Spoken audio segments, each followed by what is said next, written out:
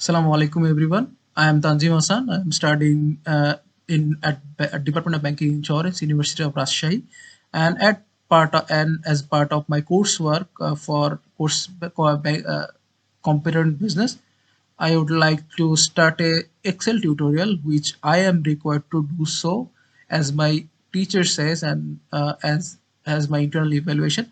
So we are going to learn some of the basics and some of the advanced Excel formulas and equations, which is very frequently used in business to calculate the business valuation, to calculate the future annuity, the utility bills, the salaries, the sales commission, the wages, and much more things to do.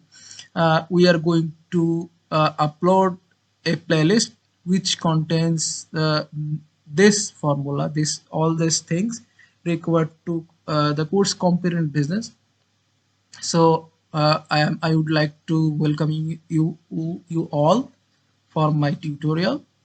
I hope you like the videos, and thank you everyone. If you need anything, please go check out my inbox and other stuffs if you had anything to say.